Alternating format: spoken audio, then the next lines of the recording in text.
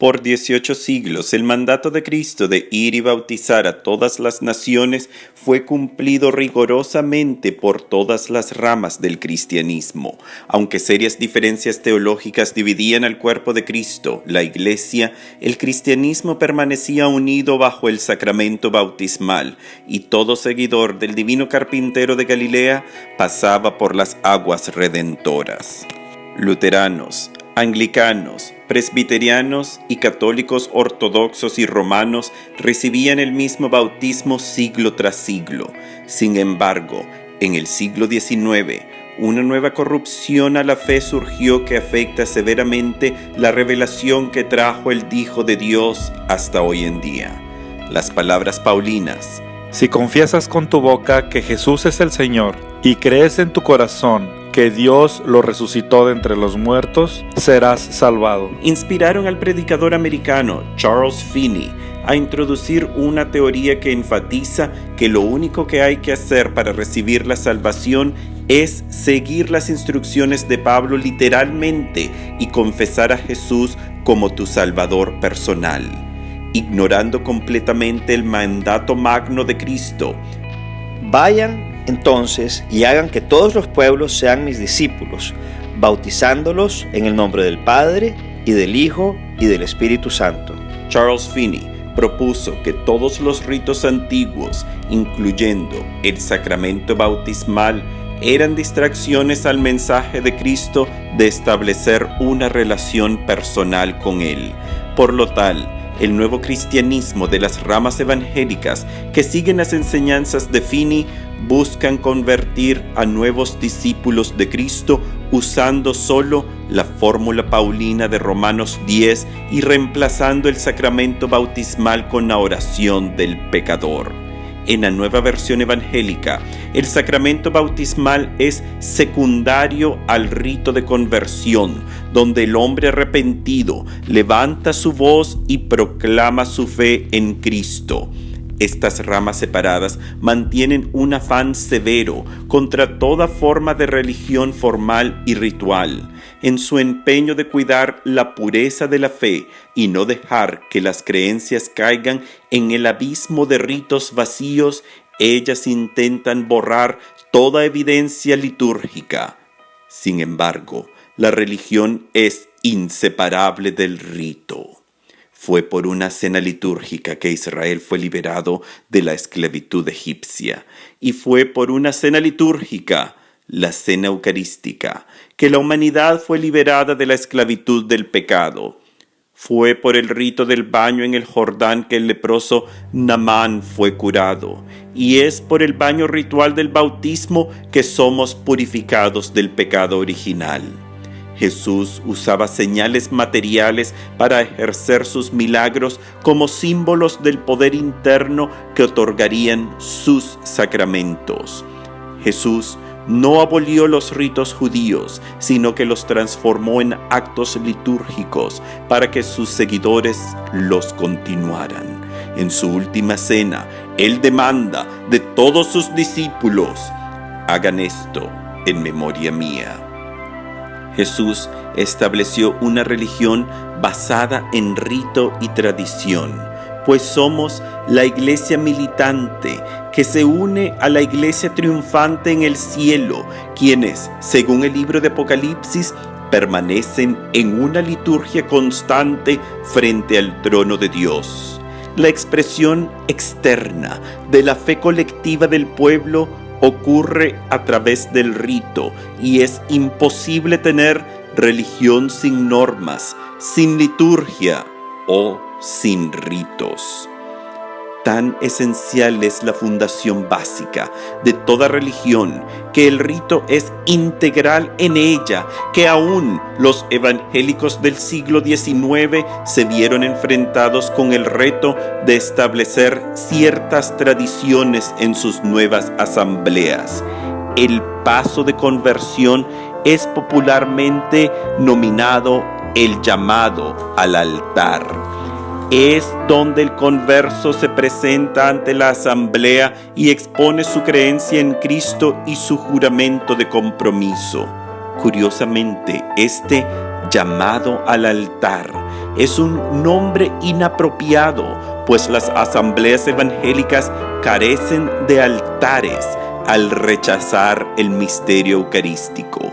En vez de los potentes y ricos sacramentos de la Iglesia verdadera, estas ramas cristianas ofrecen semi-rituales humanos sin ningún apoyo bíblico en sus prácticas. En ningún momento Jesús dice: acéptame en tu corazón y recibirás la vida eterna. En vez, Jesús dice: el que crea y se bautice, se salvará. El error de las interpretaciones de las palabras paulinas, de confesar con la boca y creer con el corazón, es una extensión de las consecuencias de separarse de Roma y la tradición apostólica que preserva la Iglesia verdadera. En esta parte de la Epístola a Roma, Pablo está refiriéndose al discurso de Pedro en el día de Pentecostés, cuando dijo: todo el que invoque el nombre del Señor se salvará. Y luego añade: por eso, todo el pueblo de Israel debe reconocer que a ese Jesús que ustedes crucificaron, Dios lo ha hecho Señor y Mesías. Colectivamente, la prédica de Pedro y Romanos 10 apuntan hacia la importancia del sacramento bautismal. Después de la venida del Espíritu Santo, la muchedumbre, conmovida con la prédica de Pedro y las señales sobrenaturales de Dios, piden: ¿qué debemos hacer? A lo que Pedro contesta: conviértanse y háganse bautizar en el nombre de Jesucristo para que les sean perdonados los pecados, y así recibirán el don del Espíritu Santo.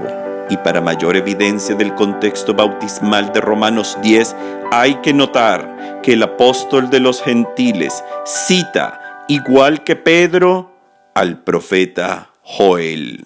Todo el que invoque el nombre del Señor se salvará. El profeta antiguo escribe su oráculo anunciando el proceso de salvación a través del nombre del Señor, dentro del contexto bautismal.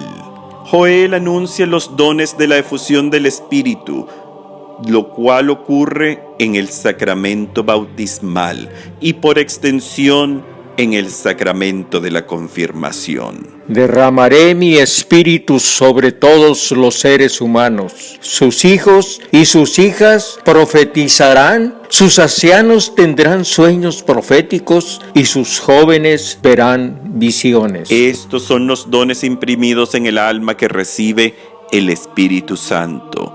Cuando en el rito bautismal el neófito es introducido a la familia trinitaria bajo la señal que nos enseña Cristo, el nombre del Padre y del Hijo y del Espíritu Santo, es decir, el nombre de Dios, el nombre del Señor. Y más aún, el profeta Joel concluye su anuncio de la restauración del pueblo caído con ecos bautismales. Por todos los torrentes de Judá correrán las aguas, y brotará un manantial de la casa del Señor. Removido de la tradición católica romana, Charles Finney y los miles que hoy siguen sus enseñanzas olvidan que la iglesia primitiva bautizaba al candidato después de que éste hacía una profesión de fe, en la cual él reconocía a Cristo como el Mesías y se comprometía a seguir sus enseñanzas.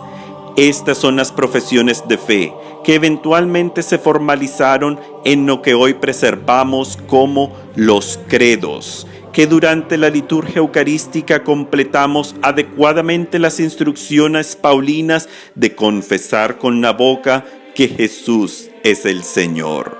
Por lo tal, las instrucciones de Pablo en Romanos 10 de confesar con la boca, creer con el corazón e invocar el nombre del Señor para ser salvados constituyen la fórmula bautismal antigua de la Iglesia de Cristo.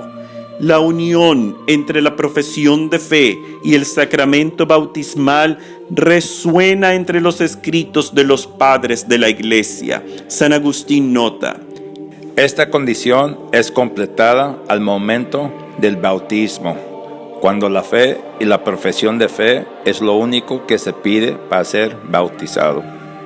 De hecho, San Ambrosio preserva la fórmula bautismal antigua en sus escritos, donde señala cómo el candidato recibía el sacramento. Se te fue preguntado, ¿crees en Dios Padre Todopoderoso?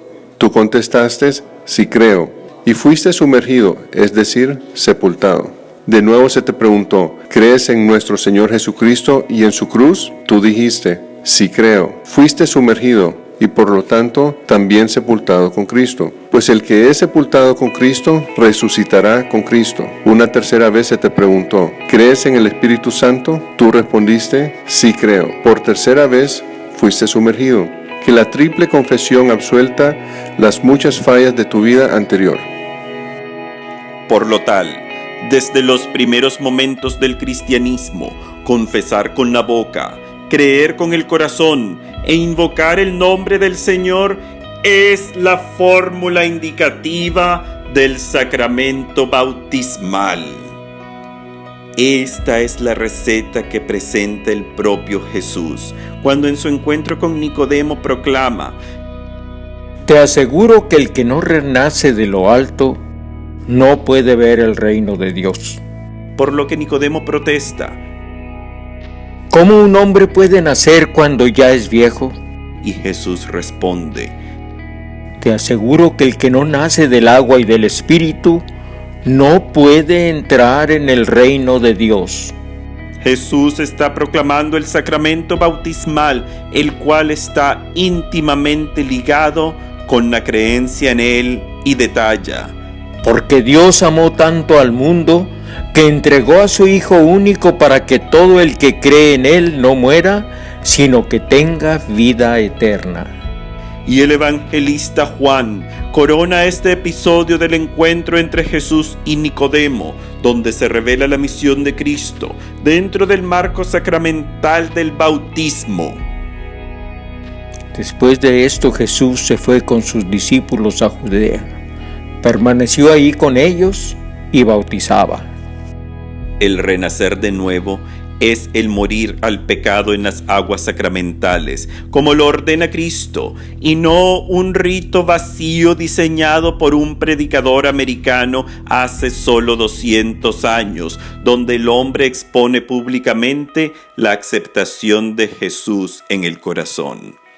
El Catecismo de la Iglesia Católica expresa vívidamente cómo el bautismo y la profesión de fe están íntimamente ligadas. Desde el día de Pentecostés, la Iglesia ha celebrado y administrado el Santo Bautismo. En efecto, San Pedro declara a la multitud conmovida por su predicación: Convertíos y que cada uno de vosotros se haga bautizar en el nombre de Jesucristo, para remisión de vuestros pecados, y recibiréis el don del Espíritu Santo. Los apóstoles y sus colaboradores ofrecen el bautismo a quien crea en Jesús: judíos, hombres temerosos de Dios, paganos. El bautismo aparece siempre ligado a la fe. Ten fe en el Señor Jesús y te salvarás tú y tu casa, declara San Pablo a su carcelero en Filipos. El relato continúa. El carcelero inmediatamente recibió el bautismo, él y todos los suyos. Contrario al pensamiento de Fini y las ramas evangélicas de hoy, confesar, creer e invocar el nombre del Señor Jesús es la fórmula antigua indicativa del bautismo.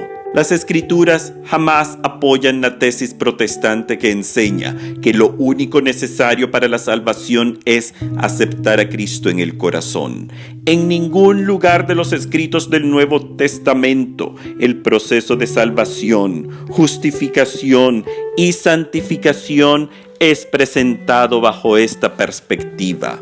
Es el arrepentimiento y el sacramento bautismal, unidos con la profesión de fe, los que son los indicados como la llave para entrar a ser miembros de la familia trinitaria.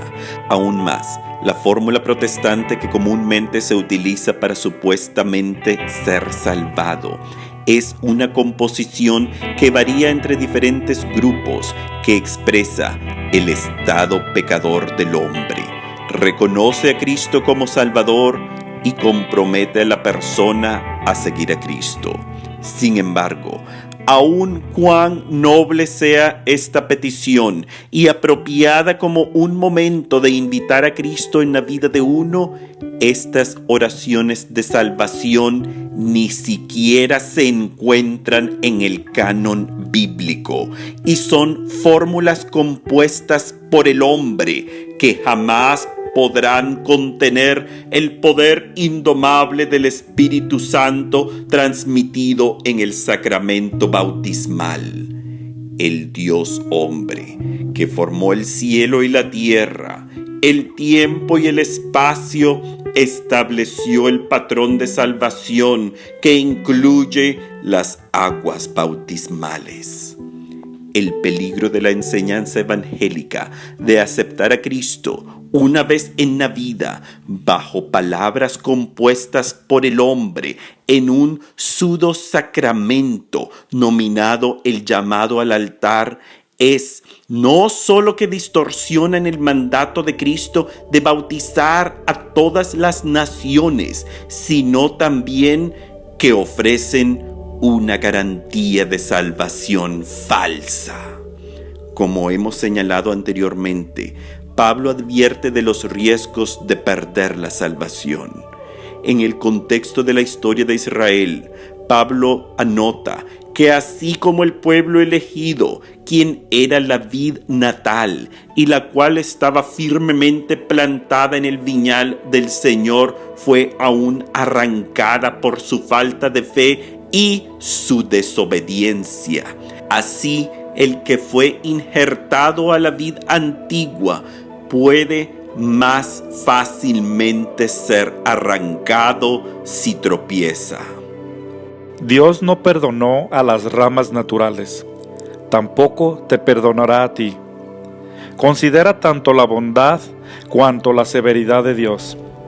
Él es severo para con los que cayeron y es bueno contigo, siempre y cuando seas fiel a su bondad. De lo contrario, también tú serás arrancado. Sin embargo, aunque es nuestro deber exponer el verdadero evangelio de Cristo fundado en los preceptos bautismales, no debemos juzgar severamente a nuestros hermanos separados, quienes buscan unirse con Dios. Su situación presente que los conduce a la práctica de aceptar el llamado al altar y proclamar a Cristo con su boca y confesar su fe ha sido, en muchísimos casos, un verdadero momento de conversión. Aun cuán errado sea teológicamente esta práctica, no podemos negar el poder del Espíritu, y esta puede ser la puerta por la cual muchos llegan al primer paso del proceso de salvación. El llamado al altar protestante es una práctica no sacramental, sencilla y espontánea. Dios puede actuar en el alma a aceptar el poder de Dios dentro de ella en cualquier manera. En cierta manera, podríamos comparar el llamado al altar como un tipo de invocación del Espíritu Santo que, aunque bien intencionada y la cual puede traer ciertos frutos del Espíritu, jamás puede sustituir al sacramento bautismal. Pero de nuevo, no somos los jueces de nuestros prójimos y desconocemos los misterios de Dios, quien puede utilizar el pseudorrito protestante para derramar sus gracias sobre ellos. Es un misterio que alude el Catecismo de la Iglesia Católica al señalar: la Iglesia no conoce otro medio que el bautismo para asegurar la entrada en la bienaventuranza eterna. Por eso, está obligada a no descuidar la misión que ha recibido del Señor, de hacer renacer del agua y del Espíritu a todos los que puedan ser bautizados. Dios ha vinculado la salvación al sacramento del bautismo, pero su intervención salvífica no queda reducida a los sacramentos. Por otro lado, el capítulo 11 de la Carta a los Romanos ofrece amplia meditación acerca de la relación del pueblo escogido, los judíos. A través de su carta, Pablo ha corregido y a la vez alabado a su comunidad. En ello se encuentra la raíz de la salvación. La contribución de Israel en el proceso de la historia humana y salvífica no puede ser minimizada. Aún hoy en día notamos la importancia del pueblo judío, que a pesar de ser un porcentaje minúsculo de la población global, ejercen gran influencia en los campos más importantes de ciencia, arte, educación y política. Por ejemplo, aunque la población judía compone solo el 0.2% de la población humana, un cuarto de todos los premios nobles han sido otorgados a judíos. Es lo que Pablo está notando. Si Israel, sin convertirse, ha influenciado tanto al mundo, ¿cuánto más será su influencia una vez que entren en el rebaño de Cristo? Sin embargo, por un misterio insondable, Dios ha permitido que el pueblo judío se mantenga ajeno a la luz de los evangelios. Aún así, notamos las propias palabras de Cristo que exaltan a la nación judía. La salvación viene de los judíos. De hecho, aunque la relación política entre la Iglesia y el pueblo judío ha sido a veces conflictiva en su historia, las enseñanzas oficiales afirman nuestra unión y devoción al pueblo judío. El Papa Francisco ha señalado: un cristiano no puede ser antisemita. Además, nuestras propias raíces espirituales están sembradas en suelo semita. El Catecismo de la Iglesia Católica nota: La liturgia de la palabra en su estructura propia tiene su origen en la oración judía. La oración de las horas y otros textos y formularios litúrgicos tienen sus paralelos también en ella. Igual que las mismas fórmulas de nuestras oraciones más venerables, por ejemplo, el Padre Nuestro. Las plegarias eucarísticas se inspiran también en modelos de la tradición judía. Ser cristiano, romano, católico es ser también semita. Es lo que Pablo anuncia a la comunidad de Galicia. Ya no hay judío ni pagano. Somos miembros de una sola familia. Una peculiaridad de las fuerzas oscuras de la historia humana ha sido su repudio por la fe hebrea. Notamos cómo a través de los siglos aquellas potencias asociadas con la maldad, el rencor, el odio y lo bajo de la naturaleza humana ha sostenido un odio irracional por los hijos de Israel. De hecho, un cuidadoso análisis de la historia del siglo XX y los horrores perpetrados contra el pueblo judío tienen su fundación en la propia Reforma Protestante. Martín Lutero se caracterizaba no solo por su repudio contra Roma, pero también su odio contra el pueblo judío. Su último sermón preserva su actitud severa contra el pueblo escogido. En referencia a los judíos viviendo en Alemania, Martín Lutero predicó sus últimas palabras. Primero les deberían sugerir que se conviertan al Mesías y se bauticen, para que sepan que este es un tema muy serio para ellos. Y si rehúsan, no les permitiremos vivir entre nosotros. Ellos son nuestros enemigos públicos. No se detienen de blasfemar a nuestro Señor, llamando a la Virgen María una ramera y a Cristo un bastardo. Y si pudieran matarnos lo harían. Y lo hacen con frecuencia posando como doctores. Ellos administran veneno a alguien quien morirá en 1 hora un mes, un año, o 10 o 20. Ellos practican estos hechizos. El odio antisemítico que sembró Lutero en el pueblo alemán se fermentó por los siguientes 4 siglos hasta explotar en la solución final del Tercer Reich, cuando 6 millones de judíos sufrieron la exterminación deseada por Martín Lutero bajo las manos nazis. Contrario al mensaje de odio de Lutero, Pablo invoca a la comunidad de Roma, dividida por las diferencias de expresión litúrgica, a unirse y actuar como una sola familia, pues juntos formulan el nuevo Israel.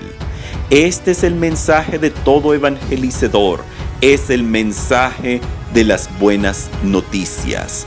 Todo cristiano bautizado está llamado a continuar la cadena de fe y anunciar que Jesús ha liberado a la humanidad de la esclavitud del pecado. Es el mensaje de alegría por el cual cada predicador de las buenas noticias es una luz entre las naciones. Cada cristiano está llamado a ser un ejemplo de santidad en el mundo para que los otros sigan sus pasos hacia la luz de la verdad. Cada cristiano carga con el deber de levantar su voz y anunciar a Cristo como el Mesías, pues como ha señalado Pablo, ¿cómo invocarlo sin creer en él? ¿Y cómo creer sin haber oído hablar de él? ¿Y cómo oír hablar de él si nadie lo predica? La prédica nace de la fe. Y tú, que profesas cada domingo creer en este Dios que adoramos, estás por consecuencia comprometido a anunciar su evangelio.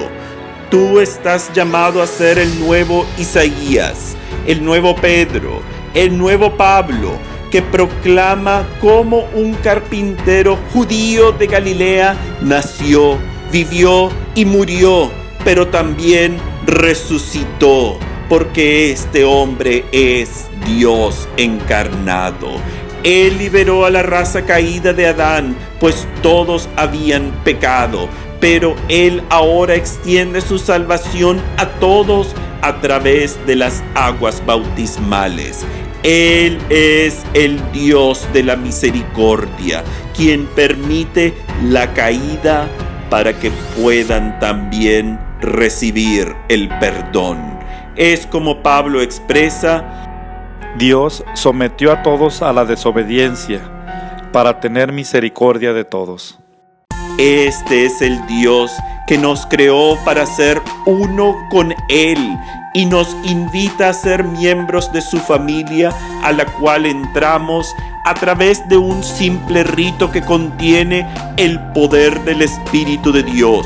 En las aguas bautismales morimos para nacer juntos con Cristo, como una nueva creación. No somos salvados por nuestras propias fuerzas al pronunciar una oración compuesta por el hombre en un rito artificial.